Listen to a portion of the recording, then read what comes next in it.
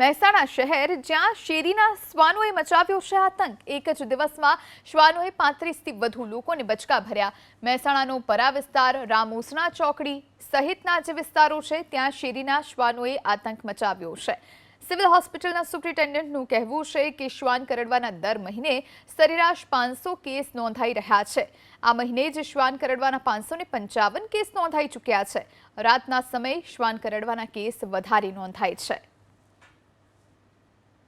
કોઈપણ જાતનું કૂતરું કરડે તો એક રસીથી એક જ ઇન્જેક્શનથી ચાલી જાય, પણ એવું નથી હોતું। સિવિલ હોસ્પિટલ મહેસાણા ખાતે અમે ઇન્ટ્રાડર્મલ વેક્સિનેશન આપીએ છીએ ડોગ બાઇટ માટે, અને જે 4 ડોઝની અંદર અમે આપતા હોઈએ છીએ અને જે ખૂબ અસરકારક હોય છે, અને જે દરેક દર્દીએ કોઈપણ જાતનું કૂતરું કરડે તો લેવી જરૂરી છે।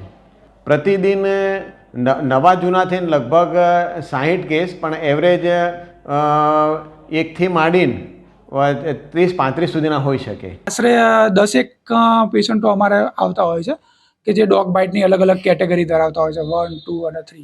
એમાં જે 2 વાળી કેટેગરી હોય એમાં આપણે ARV એકલું આપીએ છીએ, અને જે કેટેગરી 3 કહેવાય કે જેમાં કૂતરું કરડ્યું હોય અને લોહી બહુ નીકળી ગયું હોય, બહુ વહી ગયું હોય, લોહી દેખાતું હોય, તો એમાં અલગ ઇન્જેક્શન આવે છે ઇમ્યુનોગ્લોબ્યુલિન, જે આપણા માટે એક ગૌરવની બાબત છે કે ભાઈ આપણી સિવિલ હોસ્પિટલમાં એ આમ તો બહુ કોસ્ટલી હોય, પણ ગવર્મેન્ટના સહકારના લીધે આપણે ફ્રી ઓફ કોસ્ટ દર્દીને એઝ અર્લી એઝ પોસિબલ આપી દઈએ છીએ।